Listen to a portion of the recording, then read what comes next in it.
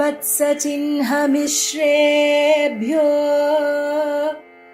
नम उक्तिमधीमहे यदुक्तयस्त्रयी कण्ठे यान्ति मङ्गलसूत्रताम् श्रीवत्सचिह्नमिश्रेभ्यो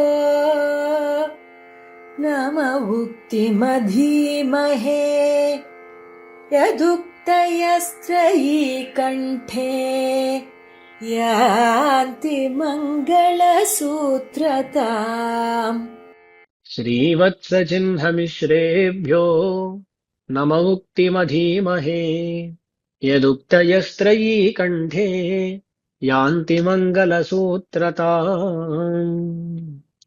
ஸ்தோத்திர தாராவிலே தற்பொழுது நாம் சுந்தரபாகுஸ்தவத்தை அனுபவித்து வருகிறோம்.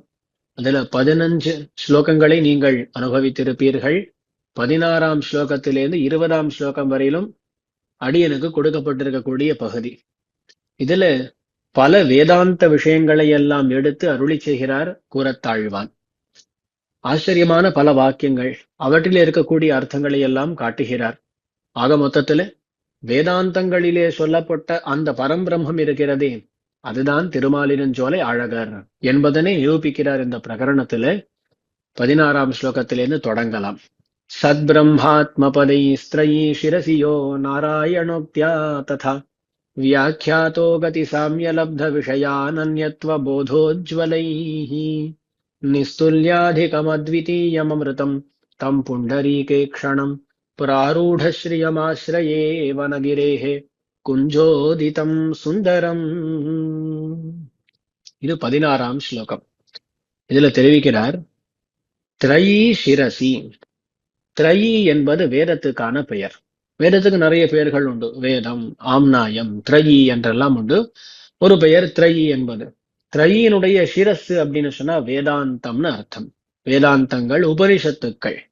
அந்த உபனிஷத்துக்களிலே திரயீ சிரசி, உபனிஷத்துக்களிலே எம்பெருமான் சத், பிரம்ம, ஆத்ம என்கிற பதங்களாலே சொல்லப்படுகிறான். சத் பிரம்மாத்ம பதைஹி, சத்தாக, பிரம்மமாக, ஆத்மாவாக பகவான் சொல்கிறான். அதே போல நாராயணோக்தியா ததா, நாராயண பதத்தாலும், நாராயணன் என்கிற உக்தியாலும் பகவான் சொல்லப்படுகிறானாம். இத முதல்ல காட்டுறார் பாருங்க. சத் பிரம்மாத்ம பதைஹி த்ரயீ சிரசி நாராயணோக்தியா ததா வியாக்கியாதா, எம்பெருமான் வியாக்கியானம் பண்ணப்படுகிறான், அதாவது சொல்லப்படுகிறான்னு அர்த்தம். இங்க கதி சாம்யலப்த விஷயானன்யத்வ போதோஜ்வலைஹி, சத்தாக, பிரம்மமாக, ஆத்மாவாக வேற வேற பொருள்கள் சொல்லப்படல, ஒரே பொருள் சொல்லப்படுகிறது என்பதனை இந்த ஒரு வார்த்தை மூலமாக காட்டுகிறார். அதுக்கு நாம் அப்புறம் வருவோம். முதல்ல இங்க சத்து, பிரம்மம், ஆத்மா இதை பத்தி நாம் பார்க்கலாம். உபனிஷத்துக்கள்ல ஜகத்காரண பொருளை சொல்லும் பொழுது ஓரிடத்துல சாந்தோக்கிய உபனிஷத் சொல்றது, சதேவ சோம்யேதமக்ர ஆசீரேகமேவாத்விதீயம். நாம் பார்க்கக்கூடிய இந்த உலகத்தை எல்லாம் காட்டி உபனிஷத் சொல்றது, இதம், இதோ நீங்க பார்க்கக்கூடிய இந்த உலகம் இருக்கே, அக்ரே முன்னாடி, அதாவது பிரளய காலத்துல சத்தாக இருந்தது. சதேவ சோம்ய இதம் அக்ர ஆசீத் என்று முதல்ல சொல்லுகிறது உபனிஷத்து. இதனுடைய தாற்பயம் என்ன என்றால், இந்த ஜகத்துக்கு காரணம் சத்து என்பது. இதுக்கு ஒரு உதாரணம் சொல்லுவார்கள். ஒரு குயவனுடைய இல்லத்துக்கு நாம் போகிறோம். சாயங்காலத்துல போகிறோம், பார்த்தா அங்க நிறைய குடங்கள், மடக்கு, அது இது எல்லாம் இருக்கு. நிறைய பொருள்கள், மண்ணால செய்யப்பட்ட பொருள்கள் இருக்கின்றன. யாரோ ஒருத்தர் சொல்றா, அதெல்லாம் காட்டிட்டு, இது நீங்க காத்தால வந்திருக்கணும், இது எல்லாம் ஒரு பெரிய மண் உருண்டையா இருந்தது தெரியுமா அப்படின்னு சொல்றான். இப்ப அர்த்தம் என்ன? அந்த மண் உருண்டைதான் காரணம். அதிலிருந்து இவ்வளவு பொருள்கள் உண்டாயிருக்கின்றன. குடங்களா இருக்கட்டும், மடக்குகளா இருக்கட்டும், அகல்களா இருக்கட்டும், இது எல்லாம் உண்டாயிருக்குன்னு அர்த்தம். அதே போலத்தான் இந்த ஜகத்தை காட்டி, இந்த ஜகத்தெல்லாம் முன்பு சத்தாக இருந்ததுன்னு சொன்னா, அந்த சத்துன்ற பொருள் தான் இந்த உலகத்துக்கெல்லாம் காரணம் என்பது தெரியும் இல்லையா? அப்போ சாந்தோக்கிய உபனிஷத்துல வரக்கூடிய இந்த வாக்கியமானது ஜகத்காரண பொருள் சத்து அப்படின்னு சொல்றது. சத்துனா என்னது? சத்துனா உள்ளது, இருக்கக்கூடியதுன்னு அர்த்தம். இத பத்தி நிறைய விசாரங்கள் பண்றா. நாம சுலபமா புரிஞ்சுக்கிறதுக்கு பார்ப்போம். சில பேர் என்ன சொல்றா, பௌத்தர்கள் முதலானவர்கள் காரணம் இல்ல, இல்லாததுல இருந்து எல்லாம் உண்டாயிருக்கிற மாதிரி தோன்றது எதுவும் கிடையாதுன்ற மாதிரில சொல்றவா இருக்கா பௌத்தர்கள். அப்போ இந்த காரணம்ன்றது உள்ளதா இல்லையா அப்படின்னா, இருக்கிறது தான் காரணம், அசத்துலாம் காரணம் கிடையாது. இருக்கக்கூடிய ஒரு பொருள் தான் காரணம்னு முதல்ல வேதம் சொல்லிடுத்து, சத்து அப்படின்னு சொல்லிடுத்து. இப்ப சரி, ஏதோ ஒரு பொருள் காரணம், இருக்கிறது தான் காரணம்னு சொல்லியாச்சு. இந்த பொருள் இருக்கு, இது சின்னதா பெருசா ஒரு கேள்வி வருகிறது. அப்போ உபனிஷத்துக்கள்ல ஓரிடத்துல இப்படி சொல்லப்பட்டிருக்கிறது. அது எங்க அப்படின்னு கேட்டா, வாஜசனேயகம், அதாவது பிருஹதாரண்யக உபனிஷத்து. அதுல வரும் பொழுது பிரம்மவா இதமக்ர ஆசீத், பிரம்மவா இதமேவ அக்ர ஆசீத் என்று சொல்லப்பட்டிருக்கிறது. அதாவது இதே விஷயம்தான், முன்னாடி இருந்தது பிரம்மம் அப்படின்னு சொல்லிட்டு. அப்ப ஜெகத்காரணம் பிரம்மம்னு அர்த்தம். இப்ப பாருங்க, முதல்ல சொல்லும் பொழுது சத்துன்னு சொல்லப்பட்டது. ரெண்டாவது இந்த இடத்துல நாம் பார்க்கும் பொழுது பிரம்ம அப்படின்னு சொல்லப்படுகிறது ஜெகத்காரணம். இப்போ பிரம்மம் அப்படின்னு சொன்னா அந்த வார்த்தைக்கு அர்த்தம் என்ன? எது மிகவும் பெரியதோ அது பிரம்மம் என்று சொல்லப்படும். அப்போ ஜெகத்காரணம் உள்ளது, இருக்கக்கூடிய ஒரு பொருள் தான் ஜெகத்காரணம். முதல்ல தெரிஞ்சுட்டோம். அது என்னமோ சின்னதா பெருசான்ற சந்தேகம் வரும் பொழுது அது ரொம்ப பெருசு பிரம்ம அப்படின்னு சொல்லி நாம் ரிஹதாரண்யக உபனிஷத் மூலமாக நாம் தெரிந்து கொண்டோம். இதுக்கு மேல ஒரு சந்தேகம் வருகிறது. இது பெருசுன்னு தெரியறது, இதுக்கு ஞானம் இருக்கா ஞானம் இல்லையா அப்படின்ற கேள்வி. ஏனென்றால் சில சமயங்கள்ல சாஸ்திரங்கள்ல பார்த்தால் பிரம்ம அப்படின்ற சப்தமானது பிரகிருதியை சொல்லுவதற்கும் உபயோகப்படுத்தப்பட்டிருக்கிறது, இன்னும் சில அர்த்தங்கள்ல வருகிறது. இப்ப இங்க பிரம்மன பெருசுன்னு தெரியறது, ஞானம் இருக்கா இல்லையா அப்படின்ற ஒரு கேள்வி வரும் பொழுது அங்க ஐதரேயக உபனிஷத்து, ஐதரேய உபனிஷத்து சொல்றது, ஆத்மாவா இதமே கயேவ அக்ர ஆசீத் நான் யத்கிஞ்சன மிஷத், ஆத்மாதான் இருந்தது என்று ஐதரேய உபனிஷத் சொல்லுகிறது.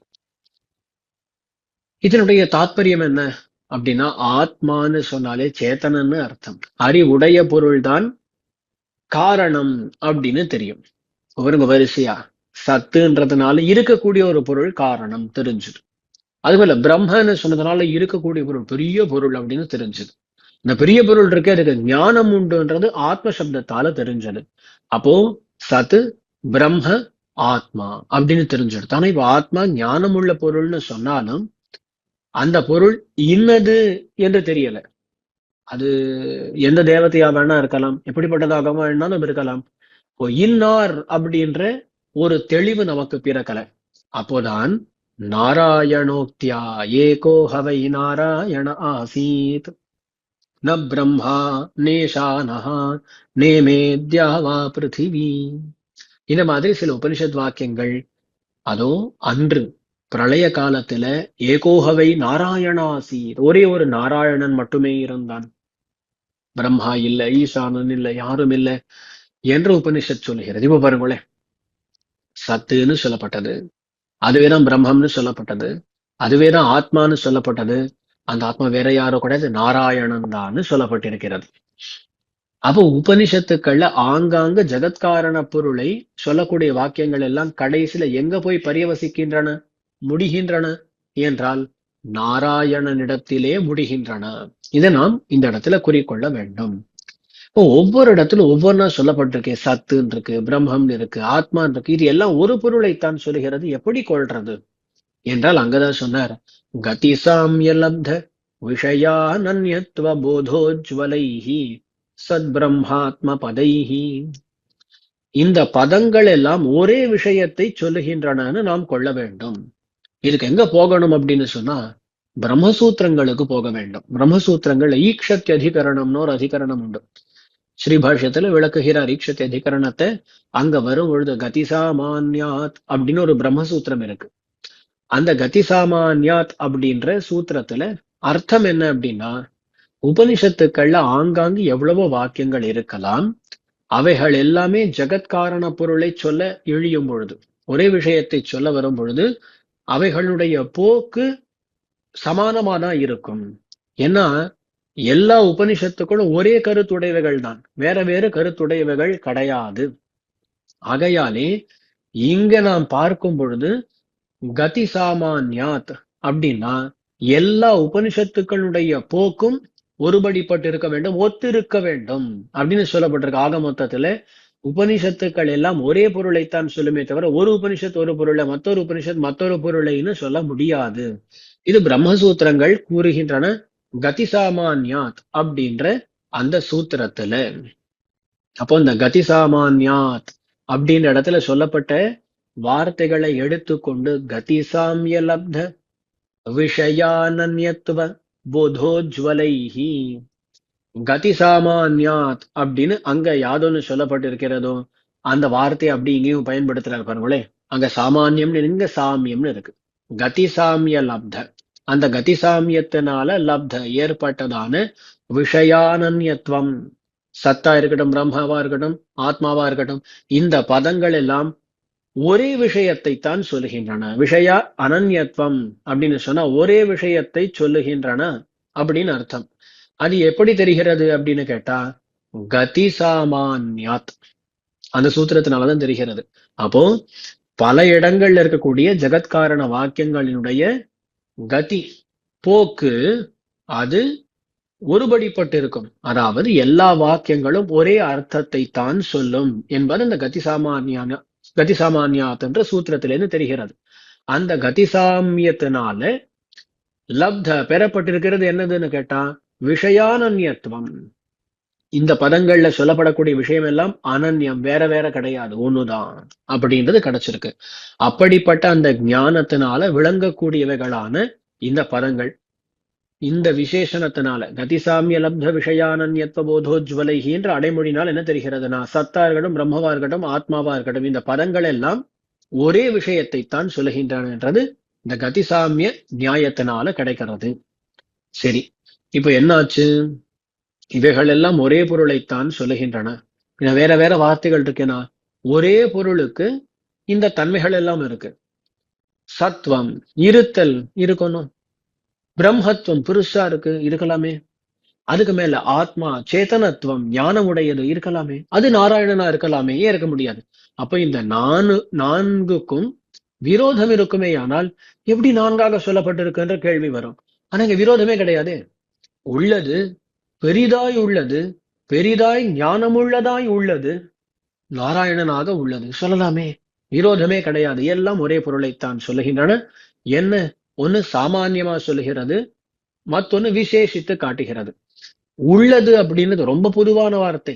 அச்சேதனமும் இருக்கும், சம்சாரி சேத்தனர்கள் நாமும் இருப்போம், முக்தர்களும் இருப்பார்கள், பரமாத்மாவும் இருப்பான், எல்லாம் உள்ளதுதான். அது ரொம்ப பொதுவா இருக்கக்கூடியதான வார்த்தை.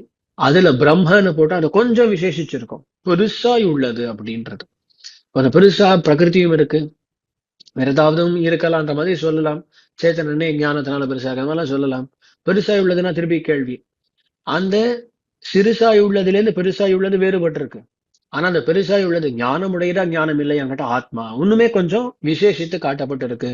அது வேற யாரும் கிடையாது, நாராயணன் தான்னா குறிப்பாக சொல்லியாச்சு, இந்த தேவதை தான் காரணம் என்று. அப்போ பொதுவிலிருந்து விசேஷத்துக்கு வருகிறோம், சாமானியத்திலிருந்து விசேஷத்துக்கு வருகிறோம். சத்துன்றது பிரம்மம் அப்படின்னு விசேஷத்துல முடிகிறது, பிரம்மன்றது ஆத்மா அப்படின்ற விசேஷத்துல பரிவசிக்கிறது. அதுக்கு மேல கடைசியில நாராயணன் என்கிற தேவதையிலே எல்லாம் பரிவசிக்கின்றன என்ற இந்த விஷயத்தை காட்டுறார். சத் பிரம்மா ஆத்மபதை ஸ்திரயி சிரசியோ நாராயணோக்தியா ததா வியாக்கியாதோ கதி சாமிய லப்த விஷயானன்யத்வ போதோஜ்வலைஹி. இப்படி எவன் ஒருவன் உபனிஷத்துக்களிலே வியாக்கியானம் பண்ணப்பட்டிருக்கிறானோ சொல்லப்பட்டிருக்கிறானோன்னு முதல்ல காட்டினார். அதுக்கு மேல சொல்றார், அந்த எம்பெருமான் நிஸ்துல்யாதிகம் அத்விதீயம் அமிர்தம், நிஸ்துல்யாதிகம் அப்படின்னா நதத் சமஷ்சாபியதிகஷ்ச திருஷ்யதே என்று சாஸ்திரம் சொல்றது. எம்பெருமானுக்கு ஒத்தாரும் இல்லை மிக்காரும் இல்லை, ஒத்தாறு மிக்காரை இளையாய மாமாயா என்று ஆழ்வார்களும் கூறியிருக்கிறார்கள். எம்பெருமானுக்கு ஒத்தவர்களும் கிடையாது, எம்பெருமானை காட்டிலும் மிக்கவர்களும் கிடையாது. அதான் நிஸ்துல்யாதிகம். துல்லியமானவர்களும் கிடையாது, அதிகமானவர்களும் கிடையாது. நிஸ்துல்யாதிகம் அத்விதீயம் அமிர்தம். எம்பெருமான் எப்படி இருக்கான்னா அமிர்தமா இருக்கான், அமுதமாக இருக்கிறானாம். இதுல அமுதம் மாதிரின்னு சொன்னா உடனே தேவர்கள்லாம் ஒரு உப்பு சாற்றை அமிர்தம்னு நினைச்சுன்னு சாப்பிடுற பாருங்கள், அந்த மாதிரி நினைச்சுட்டு வாழுன்றதுக்காக அத்விதீயம் அமிர்தம். இவனை போல மற்றொரு அமிர்தம் கிடையாது. இவன் ஒருத்தன் தான், இவனுக்கு வேற பிரதிநிதியே கிடையாது, ஆல்டர்னேட்டிவே கிடையாது. அத்விதீயம் அமிர்தம் நிஸ்துல்யாதிகம் அத்விதீயம் அமிர்தம் தம் புண்டரீகேக்ஷணம். அந்த எம்பெருமான் எப்படிப்பட்டவனா இருக்கிறான் அப்படின்னா புண்டரீகேக்ஷணனாக இருக்கிறான். புண்டரீகேக்ஷணன் அப்படின்னு சொன்னால் தாமரை போன்ற கண் படைத்தவன். இங்கேயும் திருப்பி உபனிஷத் வாக்கியம் தான். தஸ்யா யதா கப்யாசம் புண்டரீகமேவ அக்ஷிணி என்று சாந்தோக்கிய உபனிஷத்து கூறுகிறது. அந்த ரீதியிலே எம்பெருமானானவன் தாமரை கண்ணன். கஃப் புண்டரீக நயனஹான் ஆளவந்தார் கேட்டார் இல்லையா, ஸ்தோத்திரதாராவில் நீங்கள் ஆளவந்தார் ஸ்தோத்திரத்தையும் அனுபவித்திருப்பீர்கள். அதுல கஃப் புண்டரீக நயனஹா, யார் தாமரை கண்ணன்னா தாமரை கண்ணன் தான் ஜெகத்காரணம். அதனால்தான் சாந்தோக்கிய உபனிஷத் அப்படி கூறுகிறது. அப்ப இங்கேயும் புண்டரீகேக்ஷணம் தாமரை கண்ணன் என்றும் தெரிவிக்கிறார். இது எல்லாமே உபனிஷத்துக்கள் இருக்கக்கூடிய விஷயங்களை தான் சொல்லிட்டே வர்றார். பார்க்கணும், சத் பிரம்மா ஆத்மா அதெல்லாம் சொன்னார், உபனிஷத்துக்கள் இருக்கக்கூடிய விஷயம்தான். நதத் சமஸ்யாபிதி கஷ்ட திருஷ்யத்தை அப்படின்னு அதுவும் உபனிஷத்துக்கள் இருக்கக்கூடிய விஷயம்தான். அதுக்கு மேல அத்விதீயம் அமிர்தம் அப்படின்னு சொல்லி ரசோ வைசஹா என்று வேதம் சொல்றது. அவன் ரசமயமா இருக்கான், அப்படி இனிமையா இருக்கான். அதனால்தான் ரசமயன்னு சொல்லாம ரசோ வைசஹா ரசமே வடிவெடுத்தவனாக இருக்கிறான் அப்படின்னு சொல்லி வேதம் சொல்றது. அதான் அத்விதீயம் அமிர்தம்னர் ஆழ்வான். புண்டரீகேக்ஷணம் தாமரை போன்ற கண் படைத்தவன் பிராரூட ஸ்ரீயம். இந்த விஷயம் இருக்கே, இது எங்கேருந்து எடுக்கிறார் அப்படின்னா ஆண்டாளினுடைய பாசுரத்திலேருந்து எடுக்கிறார். சுந்தரபாகுஸ்தவத்துல பல இடங்கள்ல ஆண்டாள் பிரயோகம் பண்ணி இருக்கக்கூடியதான அடைமொழிகளையும் காட்டுவதுண்டு. அதே போல பெரியாழ்வார் அழகரை வர்ணிப்பதற்காக உபயோகித்திருக்கக்கூடிய வார்த்தைகளை சொல்லுவதுண்டு. அழகன் அலங்காரன் மலை அப்படின்னு சொல்லி பெரியாழ்வாருடைய ஸ்ரீசுக்தி அலங்காரன், அந்த அலங்காரன்ற வார்த்தைக்கு என்ன அர்த்தம்ன்றத மேல காட்டப் போகிறார் குரத்தாழ்வான் சுந்தரபாகுஸ்தவத்துல. அப்போ பல அருளி செயல்கள்ல இருக்கக்கூடிய வார்த்தைகளை எல்லாம் இந்த இடத்துல பயன்படுத்துவார். ஆனா அதை சம்ஸ்கிருதப்படுத்தி பயன்படுத்துவார், மொழிபெயர்ப்பு பண்ணியிருக்கார். ஆண்டாளுடைய பாசுரத்துல ஏறு திருவுடையான் இன்னு வந்திவை கொள்ளுங்கொலோ, அங்க ஏறு திருவுடையான் என்கிற வார்த்தை இருக்கா, அதை அப்படியே சம்ஸ்கிருதப்படுத்துகிறார் ஆழ்வான்.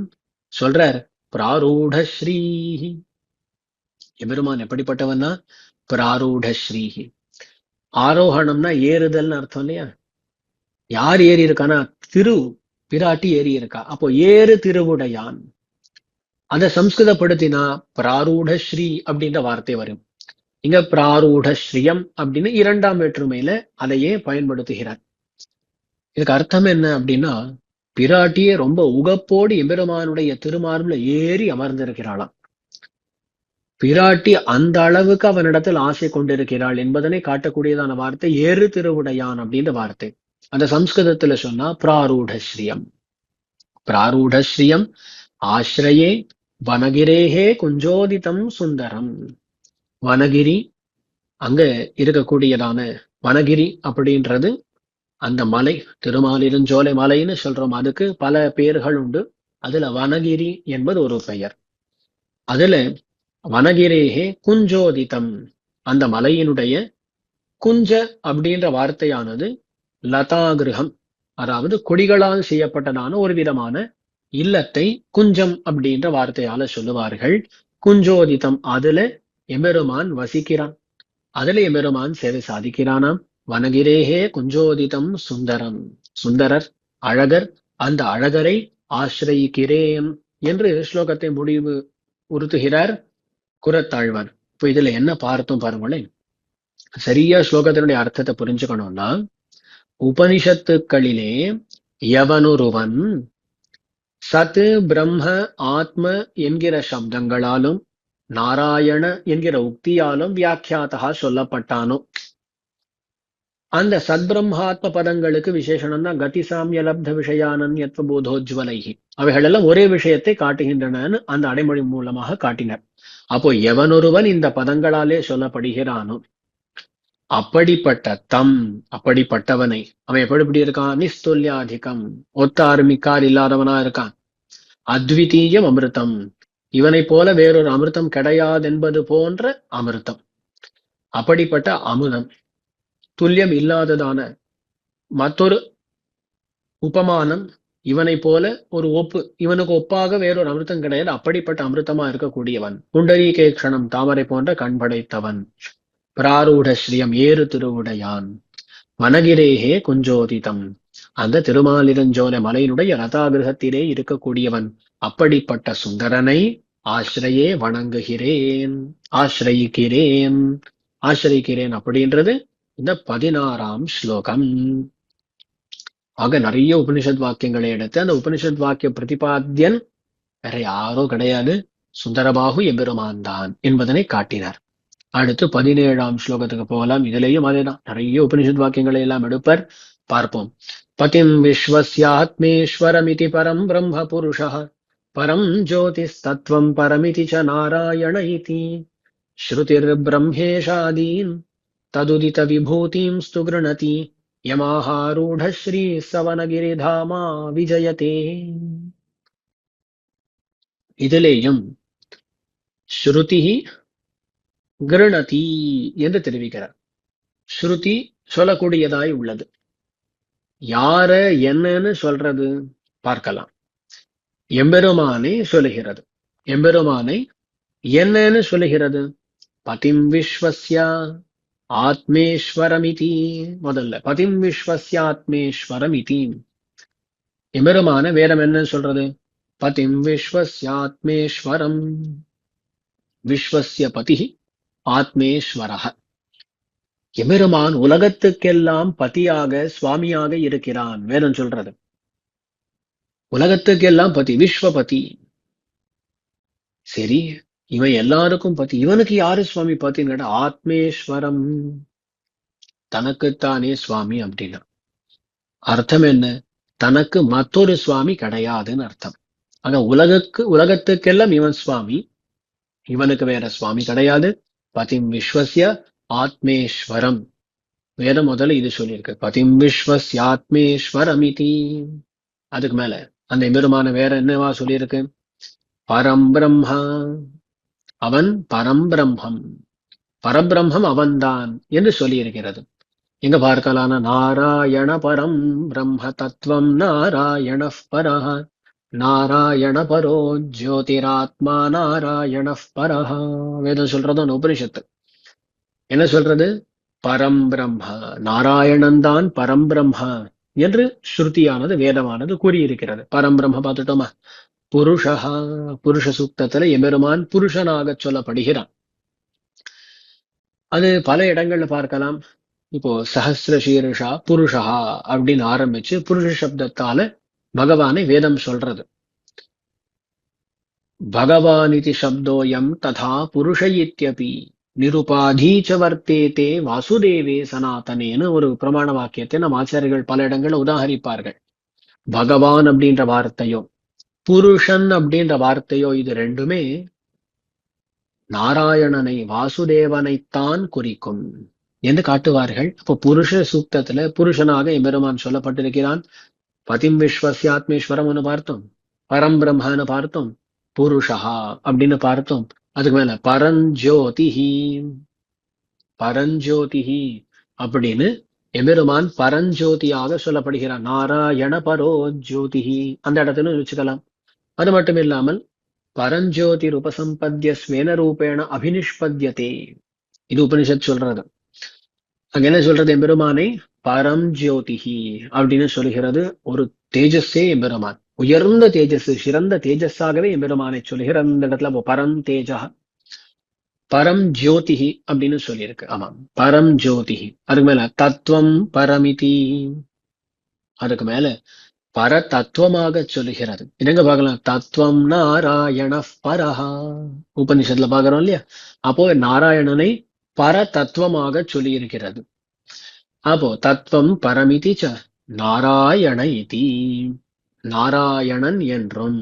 அப்போ பதிம் விஸ்வஸ்யாத்மேஸ்வரம் என்று, பரம் பிரம்மம் என்று, புருஷன் என்று, பரம் ஜோதிஷ் என்று, பர தத்துவம் என்று, நாராயணன் என்று. பல இடங்கள்ல நாராயணன், இப்போ நம்ம பார்த்த வாக்கியங்களே பல இடங்கள்ல நாராயணன் என்ற வார்த்தை வந்ததுன்னு. அது மட்டும் இல்லாமல் நாராயணே வேதம் சர்வம் அப்படின்லாம் பல இடங்கள்ல நாராயண சப்தத்தை பிரயோகம் பண்ணியிருக்கிறது. ஆகையால் நாராயண இதி. இப்படி ஸ்ருதிஹி கிருணதி, ஸ்ருதியானது சொல்லுகிறது, எம்பெருமானை சொல்லுகிறது. சரி, எம்பெருமான் இப்படி சொல்கிறது, மற்றவர்களை ஸ்ருதி என்னன்னு காட்டுறது அப்படின்னா, பிரம்மேஷாதீன் ததுதீத விபூதிம் ஸ்து கிருணதி. பிரம்மேஷாதீன் ததுதித விபூதிம் ஸ்து கிருணதி. பிரம்மாவையோ ருத்ரனையோ மத்த இந்திராதி தேவதைகளையோ என்னன்னு காட்டுறது இந்த வேதம் அப்படின்னா, ததுதித விபூதி. அதாவது எம்பெருமானுக்கு அதீனப்பட்டதான விபூதிகளை உடையவர்கள் பிரம்மா ருத்ரன் முதலானவர்கள். அதான் ததுதித விபூதிம் ஸ்து கிருணதி அப்படின்ற இடத்துல சொல்லப்பட்டு இருக்கிறது. அதாவது எம்பெருமானுக்கு அதீனப்பட்ட ஐஸ்வர்யத்தை தான் அவர்கள் கொண்டிருக்கிறார்கள். அப்ப அவளுக்கு சுவாதீனமான ஐஸ்வர்யமா அப்படின்னு கிடையாது.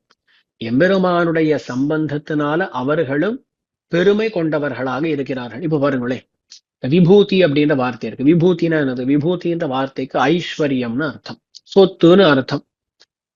இப்ப பிரம்மாவுக்கு சொத்து இருக்கு, பிரம்மாண்டம் முழுக்க பிரம்மா தான் ஆட்டி படைக்கிறார். ருத்ரனுக்குன்னு எடுத்துட்டு அவருக்குன்னு சில லோகங்கள், சில இடங்கள், சில பணிகள் எல்லாம் இருக்கின்றன. இதெல்லாம் இருக்கே அவளுக்கு அப்படின்னா, அது எல்லாமே எம்பெருமான் அதீனமாகத்தான் அவளுக்கு வந்து சேர்ந்திருக்கிறது. ஆகையால் அவளுக்கான சில பெருமைகள், சில இடங்கள் அதெல்லாம் இருந்தாலும் எல்லாமே பரமாத்மாயத்தம் தான். அவளுக்குன்னு தனித்து கிடையாது. பகவானுடைய அனுகிரகத்தினால, பகவானுடைய சம்பந்தத்தினாலதான் அதெல்லாம் கிடைச்சிருக்குன்றத வேதமே காட்டி கொடுக்கிறது. அப்போ ஸ்ருதியானது பிரம்மேஷாதீன், பிரம்மா ருத்ரன் முதலானவர்களை ததுதித விபூதிகளாக கிருணதி சொல்லுகிறது. இதுல எம்பெருமானால கொடுக்கப்பட்ட ஐஸ்வர்யத்தை உடையவர்கள், எம்பெருமானால ஏற்பட்ட ஐஸ்வர்யத்தை உடையவர்கள் என்னும் சொல்லலாம். எம்பெருமானுடைய விபூதிகள் அப்படின்னு சில இடங்கள்ல சொல்லப்பட்டிருக்கு. அதாவது எம்பெருமான் தான் எல்லாருக்குள்ளும் அந்தர்யாமியா இருக்கான். எம்பெருமானுடைய விபூதிகளாக, சொத்துக்களாக அவர்கள் இருக்கிறார்கள் என்பது போலவும் நினைக்கலாம். ஆக மொத்தத்துல எம்பெருமானுக்கு அடங்கியவர்களே தவிர சுதந்திரர்களா இருக்கக்கூடியவர்கள் கிடையாதுன்ற அந்த விஷயத்தையும் வேதமே காட்டுகிறது. நாராயணாத் பிரம்மா ஜாயத்தே, நாராயணாத் ருத்ரோ ஜாயத்தே, இது போன்ற ஸ்ருதி வாக்கியங்களிலே இந்த விஷயத்தை நாம் நன்கு பார்க்கலாம். ஆகையால ஸ்ருதிஹி பிரம்மேஷாதீன் ததுதித விபூதிம் ஸ்து கிருணதி. அதுக்கு மேல சொல்றார், யமாஹாரூட ஸ்ரீஹி சவனகிரி தாமா விஜயதே. யம் ஆஹ, இங்க ஜாகிரதையா அர்த்தம் புரிஞ்சுக்கணும்னா, யம் ஆஹ, யம் எவரை, ஆஹ சொல்லித்தோ சொல்லுகிறதோ, யமாக எவரை ஸ்ருதியானது பதிம் விஸ்வஸ்யாத்மேஸ்வரம் என்று, பரம் பிரம்மா என்று, புருஷன் என்று, பரஞ்சோதிஷ் என்று, பரதத்வம் என்று, நாராயணன் என்று சொல்லித்தோ, பிரம்மேஷாதீன் ததுதித விபூதிம் ஸ்து கிருணதி, பிரம்மேஷாதிகளை அவரால் கொடுக்கப்பட்ட ஐஸ்வர்யத்தை உடையவர்களாக சொன்னதோ, அப்படிப்பட்ட எவனை வேதம் இப்படியெல்லாம் சொல்லியிருக்கிறதோ, சஹா அப்படிப்பட்ட, ஆரூட ஸ்ரீஹி ஏறு திருவுடையானாக இருக்கக்கூடிய, வனகிரி தாமா திருமாலிருஞ்சோலை மலையை இருப்பிடமாக கொண்டவர், அப்படிப்பட்ட அவர் விஜயதே வெற்றி பெற்று விளங்குகிறார், வெற்றி பெற்று விளங்குகிறார். அப்ப இதனால் சொல்லப்பட்டது என்ன? வேதாந்தங்கள் இப்படி எப்படியெல்லாம் கூறப்பட்டவர் யாருன்னா திருமாலிருஞ்சோலை அழகர். அவருக்கு அடங்கியவர்களாகத்தான் மற்ற தேவதைகள் எல்லாரும் இருக்கிறார்கள் அப்படின்னு ரெண்டு விஷயங்கள் காட்டப்பட்டிருக்கின்றன. ஆக உபனிஷத்துக்களிலே பிரம்மா ருத்ராதிகளுக்கும் நியாமகனாக எவனொருவன் சொல்லப்பட்டானோ, விஸ்வபதியாக, ஆத்மேஸ்வரனாக, பரதத்துவமாக, நாராயணனாக, புருஷனாக இப்படியெல்லாம் எவனொருவன் சொல்லப்பட்டான் அவன் திருமாலினஞ்சோலை அழகர்தான் என்பது இந்த ஸ்லோகத்துல காட்டப்படுது. 17வது ஸ்லோகம். நிறைய உபனிஷத் வாக்கியங்கள் இங்கே பார்த்தோமா? இதுக்கு மேல 18வதுக்கு வந்தால் அந்தர்யாமி பிராமணம் என்கிற ஒரு முக்கியமான கட்டம் உள்ளது. அதுல இருக்கக்கூடிய விஷயங்களை எல்லாம் எடுத்து காட்டுகிறார் குரத்தாழ்வான். 18ஆம் ஸ்லோகத்தை இதுக்கு மேல் அனுபவிக்கலாம். பிருத்திவ்யாத்மாந்தம் நியமயதி யஸ்தத்வநிகரம் ததந்தர்யாமி தத்வபுः அவிதிதஸ்தேன பகவான் சயேஷ ஸ்வைஸ்வர்யம் ந விஜஹதசேஷம் வனகிரிம் சமத்யாசீனோ நோ விஷது ஹிருதயம் சுந்தரபுஜः. இதுல பிருத்திவ்யாத்மாந்தம் நியமயதி யஸ்தத்வநிகரம், யஹா தத்துவநிகரம்ன்ற இடத்துல யஹான்ற வார்த்தை இருக்கு, அதை எடுத்துக்கணும். யஹானா எவன் ஒருவன் அர்த்தம். எவன் ஒருவன் பிருத்திவ்யாத்மாந்தம் தத்துவநிகரம் நியமயதி, பிருத்திவ்யாதி பிருத்திவி முதலான ஆத்மாந்தம் ஆத்மா ஈராக உள்ளதான எஸ் தத்துவநிகரம், யஹா தனியா பார்த்தோம், தத்துவநிகரம் தத்துவ கூட்டத்தை, பொருள்களின் கூட்டம்னு அர்த்தம். இப்போ ஒரு பொருள்களினுடைய பட்டியல் இருக்கு, ஒரு பொருளுடைய பட்டியல் என்னன்னு கேட்டா பிருத்திவியிலேருந்து ஆரம்பிச்சு ஆத்மா வரையிலும் ஒரு பட்டியல். அப்போ அந்த பிருத்திவியிலேருந்து ஆத்மா வரையிலும் இருக்கக்கூடிய பல பொருள்களை எம்பெருமான் என்ன பண்ணுகிறான்னா உள்ளிருந்து நியமிக்கிறான். அதுதான் விஷயம். இது எங்க பார்க்கலாம்னா அந்தர்யாமி பிராமணத்துல பார்க்கலாம். எஃப் பிருத்திவ்யாம் திஷ்டன் பிருத்திவ்யா அந்தரஹா யம் பிருத்திவி நவேதா யஸ்ய பிருத்திவி ஷரீரம் எஃப் பிருத்திவீம் அந்தரோ யமயதி அப்படின்னு பிருத்திவியிலேருந்து ஆரம்பிச்சு பல பொருள்களை சொல்லி கடைசியில் ஆத்மால முடிக்கிறது. ய ஆத்மனி திஷ்டன் ஆத்மனோந்தரஹா யம் ஆத்மான வேதா யஸ்ய ஆத்மா ஷரீரம் ய ஆத்மானம் அந்தரோ யமயதி. பிருத்திவியிலேருந்து ஆரம்பிச்சு ஆத்மா வரையிலும் இருக்கக்கூடிய பொருள்கள். இந்த ஒவ்வொரு பரியாயத்திலும் எஃப் பிருத்திவ்யாம் திஷ்டன், எவனொருவன் பிருத்திவிக்குள்ளே இருக்கிறானோ, பிருத்திவிக்குள்ளே வேண்டாம், பிருத்திவியிலே இருக்கிறானோன்னு வச்சுப்போம். பிருத்திவினா பூமி, பூமியிலே இருக்கிறானோ அப்படி சொன்ன உடனே ஒரு சந்தேகம் வரும். பூமியில இருக்கான் அப்படின்றதுக்கு பலவிதமான அர்த்தங்கள் இருக்கலாம். இப்ப பாருங்களேன், மேஜையில என்னுடைய ஒரு பொருளை வச்சிருக்கேன் அப்படின்னு சொல்றேன். மேஜையில் பொருள் உள்ளது. மேஜையில் பொருள் உள்ளதுன்னு அர்த்தம் என்ன? மேஜைக்கு மேல பொருள் இருக்குன்னு அர்த்தம் இல்லையா? அதே எள்ளுல எண்ணெய் இருக்கு அப்படின்னு சொல்றேன். எள்ளுல எண்ணெய் இருக்குன்னு சொன்னா இப்போ எள்ளுக்கு மேல எண்ணெய் இருக்குன்னு அர்த்தம் இல்ல, எள்ளுக்குள்ள அப்படியே வியாபிச்சு இருக்குன்னு அர்த்தம் இல்லையா? அப்போ மேஜையில பொருள் இருக்கு அப்படின்றதுக்கும் எள்ளுல எண்ணெய் இருக்கு அப்படின்றதுக்கும் வித்தியாசம் இருக்கா? இப்போ மேஜையில் அப்படின்ற இல்லுக்கும் எள்ளில் அப்படின்ற இல்லுக்கும் வித்தியாசம் இருக்கு. அதே போலத்தான் பூமியில் பகவான் இருக்கான இதுக்கு அர்த்தம் என்ன கேள்வி வருகிறது. இந்த மாதிரிலாம் கேள்வி கேட்போம் தெரிஞ்சுட்டு உபநிஷத்து முன்னாடியே சொல்லிடுத்தோம். எஃப் பிருத்திவ்யாம் திஷ்டன், பிருத்திவியில இருந்து கொண்டு அப்படின்னு. பிருத்திவ்யா அந்தரஹா, பிருத்திவிக்குள்ள வியாபிச்சிருக்கான்.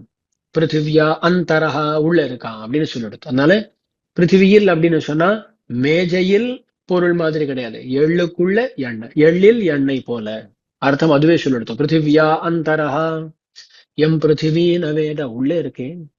அப்போ பிருத்திவிக்கு தெரிஞ்சிருக்கும் இல்லையா? அப்படின்னா எம் பிருத்திவி நவேதா, உள்ள இருக்கு அந்த பொருள். பகவான் பிருத்திவிக்குள்ள இருக்கான், ஆனா பிருத்திவி தெரிஞ்சுக்கல. உள்ள பகவான் இருப்பதை அந்த பிருத்திவி பூமி தெரிஞ்சுக்கல. எஸ்ய பிருத்திவி ஷரீரம், யாருக்கு அந்த பிருத்திவியானது சரீரம், இவன் உள்ள இருக்கான், ஆத்மாவா இருக்கான், இந்த பிருத்திவி சரீரம் ஆகிறது. எஃப் பிருத்திவீம் அந்தரோ யமயதி, எவனொருவன் பிருத்திவிக்கு உள்ள இருந்து கொண்டு அதை நியமிக்கிறானோ யமயதி, பிருத்திவியும் அந்தரோ யமயதி. இதே போலத்தான் இப்ப பிருத்திவிக்கு சொன்ன இதே விஷயம்தான் ஒவ்வொன்றுத்துக்குமே சொல்லப்பட்டு வரும்.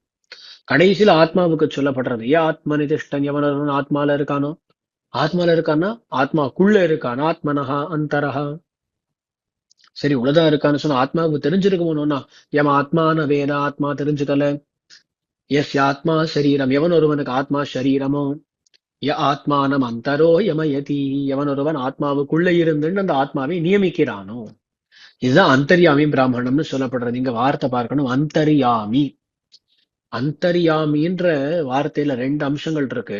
அந்தர்யாமி. அப்ப அந்தஹா யாமி ரெண்டு அம்சங்கள். அந்தஹான உள்ளிருந்துன்னு அர்த்தம். பகவான் நமக்குள்ள இருக்கான். அப்ப அந்தஹா. யாமி அப்படின்ற வார்த்தைக்கு நியமிக்க கூடியவன் அர்த்தம். அப்போ அந்தர்யாமினா உள்ளிருந்து நியமிக்க கூடியவன் அந்தர்யாமி.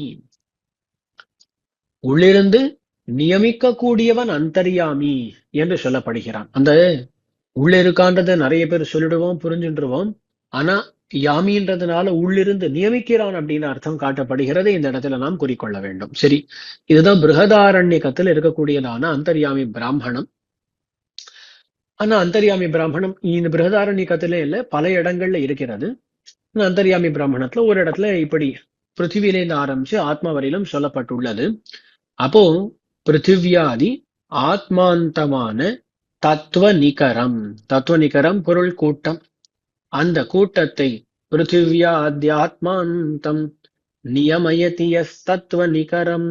எவனொருவன் இந்த தத்துவ நிகரத்தை நியமயதி நியமிக்கிறானோ, ததந்தர்யாமி தத்வபுஹு அவிதிதஸ்தேன பகவான். இப்போ அந்த வாக்கியங்கள்ல சொல்லப்பட்ட விஷயங்களை எல்லாம் காட்டுறார். ததந்தர்யாமி, அந்தரோ யமயத்தின்றத ததந்தர்யாமி, அதுக்குள்ளிருந்து நியமிக்க கூடியவன். தத்வபுஹு, அதுல பார்த்தோன்னே எஸ்ய பிருத்திவி சரீரம், எஸ்ய ஆத்மா சரீரம் அப்படின்னு பார்க்கும் பொழுது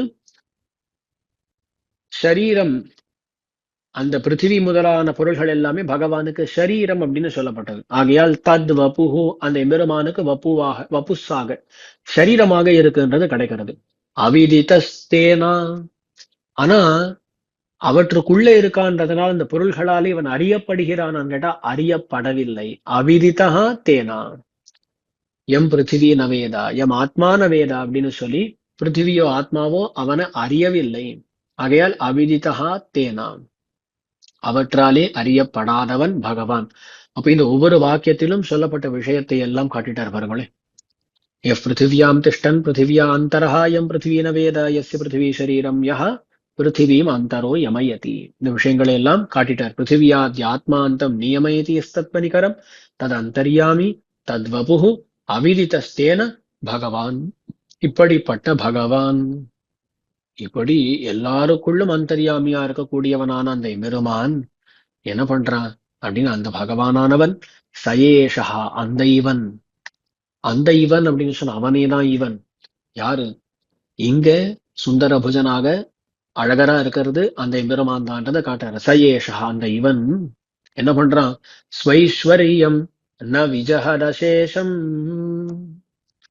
தன்னுடைய அசேஷம் ஸ்வைஸ்வரியம், தன்னுடைய முழுவதான ஐஸ்வர்யத்தை, தன்னுடைய ஐஸ்வர்யத்தை ந விஜஹது, விடாமலேன்னு அர்த்தம்.